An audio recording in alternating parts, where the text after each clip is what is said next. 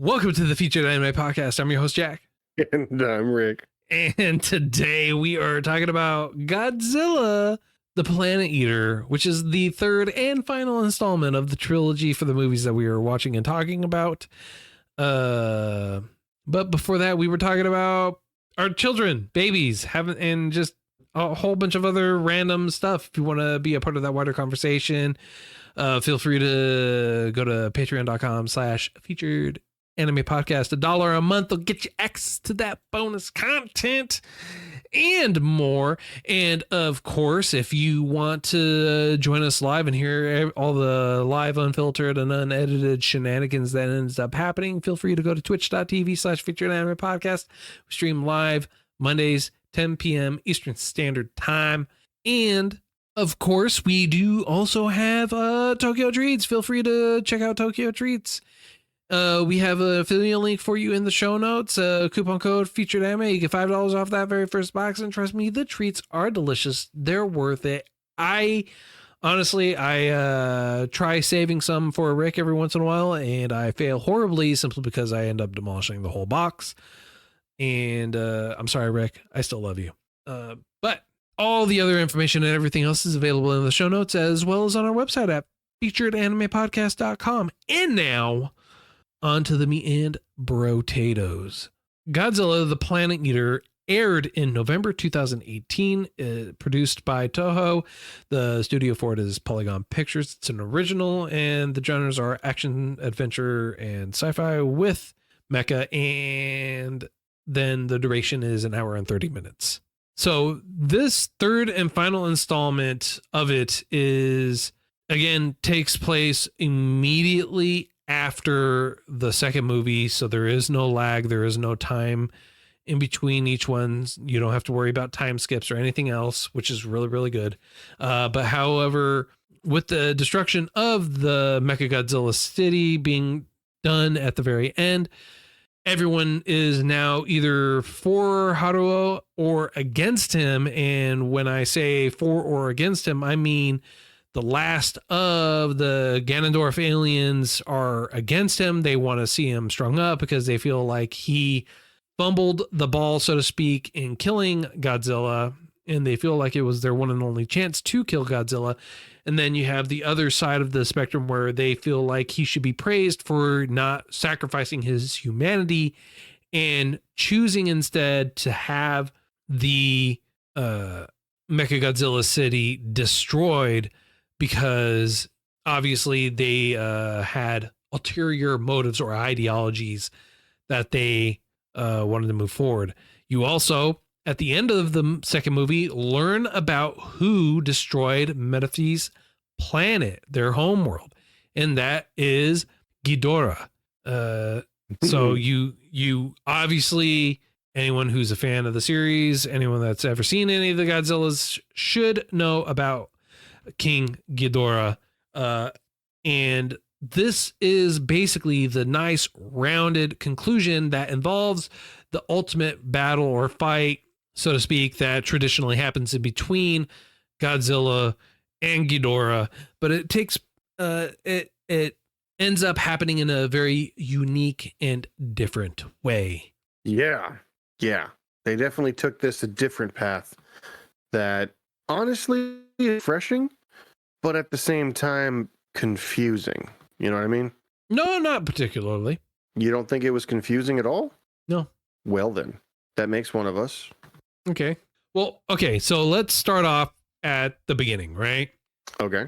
Obviously, Godzilla has a new superpower that I was not aware of. So traditionally, he blasts out radiation, fire breath, or whatever. This time, he's shooting out electro waves beyond belief and has a force field around him.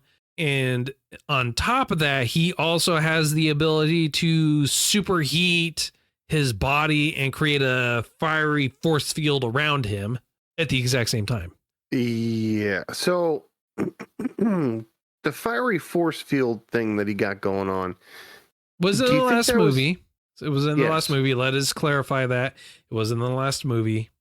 Well, I was going to ask, do you think that was because, was it a reaction or was it a Like, was it a reaction to something happening, or did it happen to him? Like, is it something he did on his own, or is it a reaction to something that externally he was like, I gotta, like, for instance, you get a fever whenever you have, It was something he did. okay. I thought it was in a reaction. I mean, obviously I've been wrong before, and I'm no problem being wrong again. The reason why I say that is because towards the end, he attempts to do the exact same thing, but ends up not being able to. That's fair. That's fair. In this one, Ghidorah seems to me to be almost godlike, you know? Yeah. And I thought it was really cool the way they did things and the way that they interacted with everything. And it was almost, I feel like the way that they did things here, it opened the door for so many different options, isn't the way to put it. So many different avenues of evolution. You know what I mean? Like, what they did was they put it to where the world was there for Godzilla. Like, he made it to where the environment around him supported just him. And it was built that way to not harmonize with the world, but to have the world be beneficial to him. It's weird. It's like the ecosystem he's not harmonizing with it, he's controlling it. And one of the things they had mentioned. Yeah, to be fair, right? They talked about how the ecosystem, and they talked about this in the first two movies as well. It's something that they continue to talk about and reference. They said that the system is reacting to him because he is the dominant life form, and that if humans were the dominant life form on Earth, it would stay the way it was for them because they were the dominant life form. I mean, yes and no. I guess the way that I looked at it was they were talking about how the way that they were talking about it seemed a lot like environmentalists wanting to harmonize with the earth and be symbiotic. And what was interesting was after all of this time and all of this time away, the 20,000 years, they realized that Godzilla didn't do any of that. The earth, he altered the earth so that it was more habitable to him, and the earth flourished. They remarked that it was thought that once humans left, the earth would go back to the way that it was, where fauna is everywhere, animals are thriving, things like that. Yeah, it would flourish, but it would flourish in a vastly different way than how it was for him. And again, like, that's why I say he influenced it around him, right? Because it's when they take the samples and everything else around there, the core sample, so to speak, for everything tied back directly to him as if they were clones or weird reproductions of him. Like, and it's not just the animals, it's the plants as well that also were the exact same thing. I was gonna say, it even goes so far as to say that the environment around him is more habitable to his like breathing. Right. So that was interesting as well to me. It's backwards to whatever we were trying to even think of. It's backwards to all logic that we have, even previously in other movies, you know? Right. And it was so cool. It was nice. Personally, I enjoyed it. But the way that they kind of, I don't know, the way that it went about was a different way for me to think. I wasn't thinking that it was ever going to go this route. And then the way they decided to try to fight, the way they decided to try to survive, for lack of a better way to put it, was also, I personally think, unique here. Because in the last movie, the way that Ganondorf and his people, obviously there's no Ganondorf, but they were Ganondorf-esque clones, it looked like. Right. I mean, like, in all honesty, if you haven't heard the first two episodes where we make that comparison and then just fully commit to it in the second one, go back, listen. I mean, like, just go back, listen, you'll hear why. I mean, like to us, honestly, it looks like Ganondorf, and instead of Triforce, it's technology. Yeah, do yourself a favor. It's worth it. Um, it's Triforce technology. I love it. But their step forward to fight, to combat, to evolve is to assimilate with their original creation, which you and I originally thought might have taken over their old world. Yeah. You find out that what were they? What were the prayer Exifs? people? The Exifs. Exifs, yes. Yeah. They had their own demon. They were good. Well, I mean, like honestly, it just sounds like they're X-ifs. They're iffy. They were iffy before, but they're X-iffy now. Is how I kind of committed. Now they're for sure. They're certain. Now they're certain. Yes. Yeah. No. And again, like at the very end, like I had said earlier, the very end of the movie is of the second movie. This is again not a spoiler. You find out that their planet was destroyed by Ghidorah. So yeah, it stands to reason that it would play a very large part. Now, again, Ghidorah being from another planet, being alien is not unusual. It is actually one of the more commonly used mythoses for it, all for many years, many versions of it. Yeah. Typically he is an intruder of some kind, and typically he is typically a three-headed dragon. He is typically an invading force. Typically something ends up happening between him and Godzilla, and there's always a big old ultimate clash. Yeah, fight for supremacy, so to speak, in a matter, So yeah, because he is for lack of a better word, he is King Ghidorah. Like he is the one that he is the one who knocks.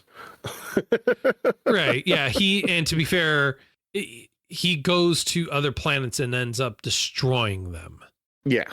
So in a sense, it's kind of like, oh, Godzilla as a response is here to save us from King Ghidorah. However, typically, and more so in this story, King Ghidorah is not the reason why Godzilla is there. Godzilla is there because of humanity, and this was, as the Exifs have stated, is Earth's response to them.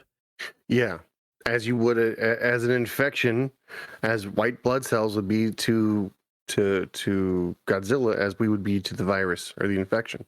Yeah, and they said that Godzilla and the other monsters that started appearing were a result of humanity because of them being on there. Now they lean into that, but they don't dive too deeply into it. They talk about it in the first movie. They don't really talk about it in the second movie at all. And they certainly don't talk about it in the third movie at all. They just really lean heavily into it. Now in the second movie, you have some character building, but it's more plot driving. And this one, I feel like they play more along the psychological aspect of it versus big time the other two movies. This one, you have the people that obviously are split on how everything ended up in the second movie. You have a group of people that are against Haruo. You have people that are for him. You have people that are saying that this was their only chance. You have others that are saying no, that there's another way and that he did the right thing. And it's this constant like back and forth.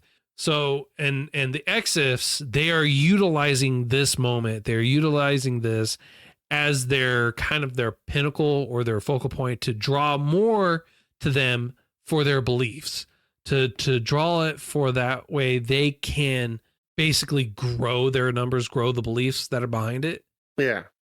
Well, I mean, the way that they're trying to do things, yes, they're growing their belief, they're growing the following, if you will, but it's a weird thing because their survival instinct seems a bit off because Ghidorah goes the way that they talk about him. It's this fearful, omnipotent being that even uttering the name would call it forth, and then it's almost fanatical. You know what I mean? Yeah. It just seems a bit a bit confusing because in the second movie they're like, we hardly speak the name because we don't want to give him power, and then they won't shut up about the name in the third movie. You're Well, like, it's are you done? the reason why that they don't want to say the name in the first couple of movies and they closely guard it is because it wasn't ready for them to be able to call, like the circumstances weren't perfect enough for them to be able to call Ghidorah. Mm-hmm. In the matter of speaking, where they're like, Ghidorah is the end all be all for everything like that. And so that is why they didn't do it, because they specifically stated in the second movie, and they really relied heavily on it in the third movie, that everything that was happening, Haruo would be the pinnacle, basically the poster boy for their religion. And that's how it kind of ends up being as a result. So that's why they were able to, at that point, start openly and freely talking about the name, giving their ideology and their viewpoints behind it, even though everyone didn't really understand what was going on. Like they were grasping at straws, and that was what they decided to grasp. Yeah. And that was a heck of a thing because they turned it, they went from Haruo being a miracle worker to being a figurehead, whom doesn't have any power. It's literally, hey, they did this, but I know why they did it. Regardless of what they said happened, I know what really happened. You should listen to me. Right. And because they spoke first, they had more sway, more say, so to speak. They had more leverage. Yeah. And it was beautiful. It was very artistically and artfully done. And I feel like they had a really good shot at being maniacal, manipulative. They had a really good grasp of really everything that was going on there. And again, it was very well written. The show had a good flow, and you had, I can't remember this guy's name. The ex-if. Metaphys, yes. He went from being a very sympathetic, very easygoing, very easy to understand person to this absolute horror show of, I'm sorry, what? Like they're like, oh, it's always the nice ones. Yeah, this was the nice one that really made you go, I am second guessing everything about myself now. Yeah, and they really lean heavily into that for this movie. It is something that really kind of was the driving force, and the character development really kind of takes a 90-degree turn in the third movie too, which kind of really drew, it didn't rub me the right way, right? I feel like it could have been done better than what it did, but at the exact same time, I understand why it happened and how it happened the way it did. Because they had to, one, really kind of lean heavily into the fact that he is not the main baddie. But at the exact same time, when you think about it, him being the positive focal point throughout the whole trilogy for Haruo it's really kind of telling. It's like, he's going to end up being a bad guy. And you definitely end up kind of feeling that when you're watching it, because it's like something doesn't feel right. This feels really kind of off for it. And then it just, movie 3 is like, surprise. It's like, aha, I'm not crazy. Well, no, he feels like the adult babysitting children, which makes it a little bit worse for me. Right. Because in the third act, he ends up being this, you almost see his descent into madness, into fervent desire to essentially summon his god. Like, I've created altars, I've done this, I've done that.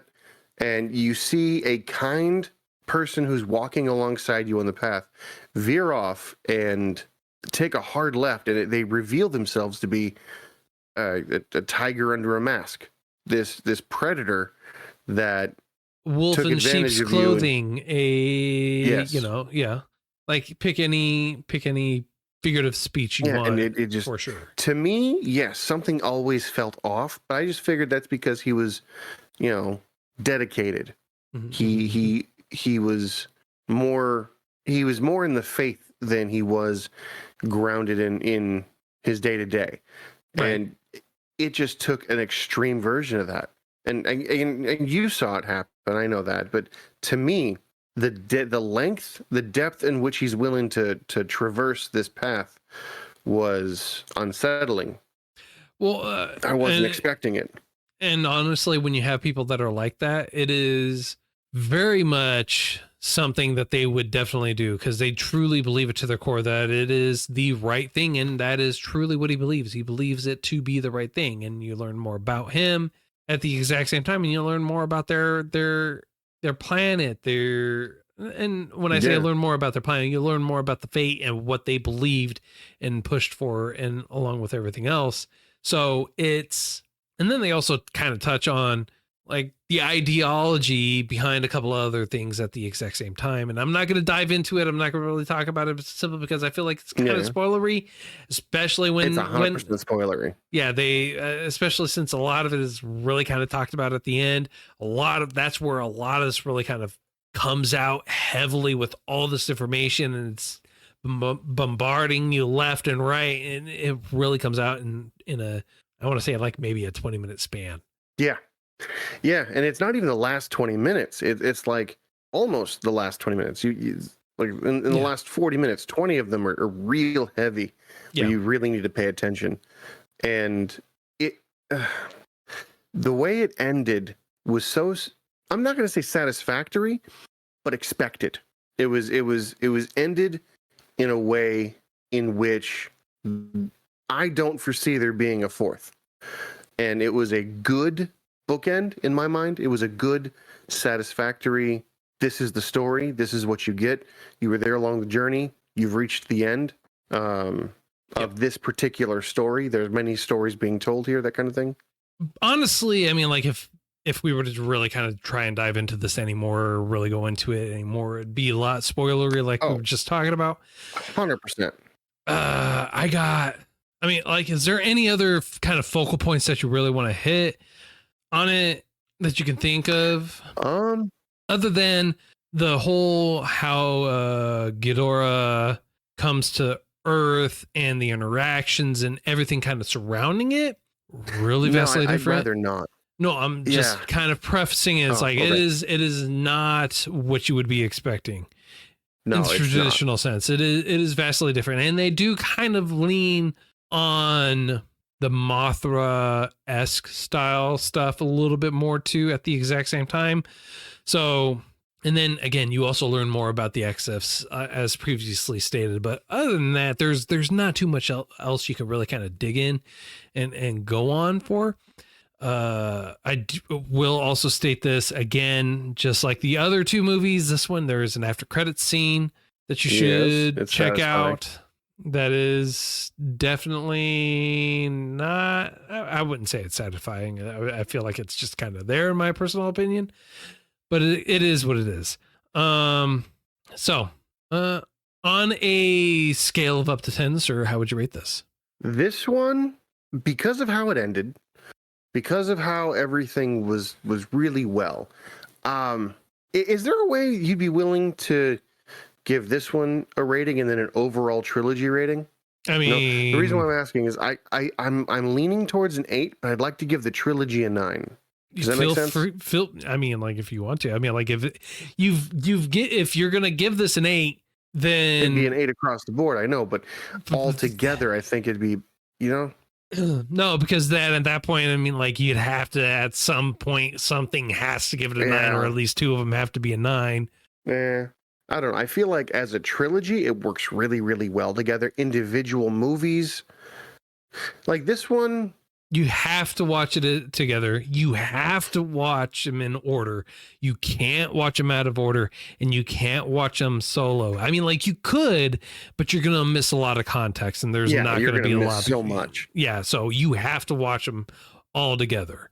I mean, if you wanted to rate them all together, in all honesty, as a result of that, of the fact that you have to watch all three movies together in a row, means, I mean, like, honestly, that would just kind of detract it for me at that point. I would probably drop it a point. Really? Just Okay. based on that alone, simply because it's Is not it 'cause like the I can. length? It's they don't give you any kind of context what happened previously in the other movies or what's going on Yeah. unless you actually do watch them. When there's a Yeah. lot of movies that are very episodic or very kind of tied to each other, you can either, it can be done really well or it can be done poorly. If you try to reference too much of what happened in the past movies or anything like that, it's detrimental.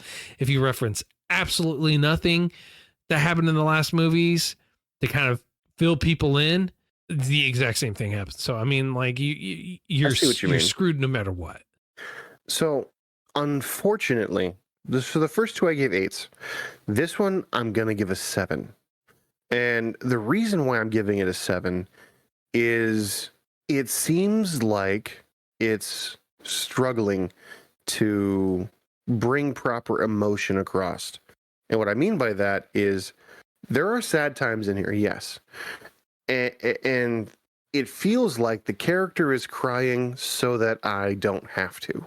And Yeah. the way that I it's a difficult thing to say.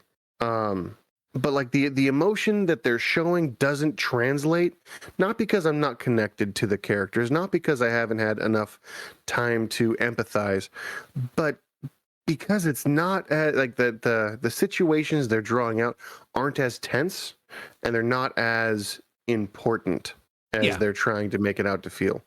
The fanaticism that the ex, if I forget his name, Metaphys. Metaphys. Yeah, I keep wanting to call him Memphis. Metaphys. Metaphys. Metaphys.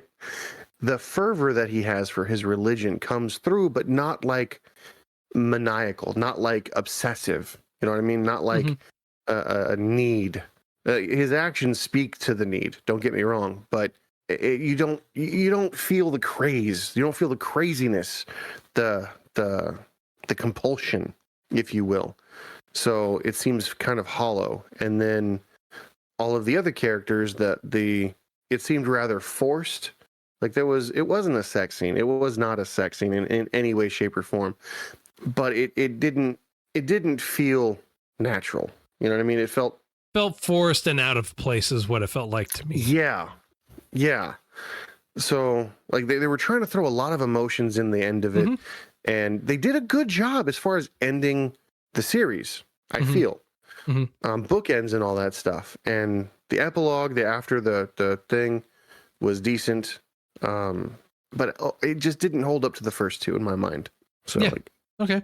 Yeah, so I'm dropping it from an 8 to a 7 for the last movie. I'm going deeper. I'm going 6. Really? Okay. Yeah. I'm going 6. One, because like I had said before, in all honesty, if I had no prior knowledge to the other movies, I would be completely lost. There's so much happening in here. And even still, you still do not get a lot of context. The information that they throw at you is it's packed full of information, but then they throw it at you at the exact same time. And some of it also really doesn't make any sense in the terms of the science or the ideology for what's happening. Right. I get what they're saying, but at the exact same time, it's like, really? Like that's your solution. That's your grandiose dealio with this. It felt very lackluster. It felt let down. And then the fact that they really try to force a lot in there and they just kind of muddy a lot of the waters, so to speak, with it. So it was not a palatable episode. Also, personally, let down by the big fight at the end. Personally, that's the other reason why I'm going with a 6. In all honesty, this was largely a letdown. There's a lot that could have been done, a lot should have been done. There was a lot of buildup for a lot of it, and then it just really, in my opinion, falls flat on its face. So that's why I'm going with a 6. Still definitely worth the watch for the trilogy as a whole. So I mean, like, especially if you're a Godzilla fan or a kaiju fan, definitely check this out. It's a great great trilogy. Just make sure you watch all 3 in a row, and watch the credit scenes. Watch the after credit scenes. Yeah. That being said, next week's choice, we are going to be talking about No Longer Allowed in Another World, which is a recommendation by Goose. It has only has 1 season. It's 12 episodes. It's a refreshing take on isekais as well as good humor. He guarantees that we will enjoy this. With it having a good humor and a refreshing animated watch, it's one you'll want to keep watching all 12 in a row, even if you shouldn't watch all 12 in a row, which is something I'm definitely kind of going to end up doing anyways. So that's all the time that we have for today. If you feel like we did it too much justice or not enough justice or anything else, feel free to let us know. You can reach out to us. All our contact information is in the show notes as well as on our website at featureanimepodcast.com. Of course, you can also go there and feel free to leave us a recommendation and everything else. We have a form that you can fill out, submit it, and let us know what you want us to watch, and we will be happy to try and check it out. If you want to get yourself some Tokyo Treats, don't forget Tokyo Treats in an affiliate link along with coupon code Featured Anime. And until next time, I'm Jack. I'm Rick, and we'll see you next time.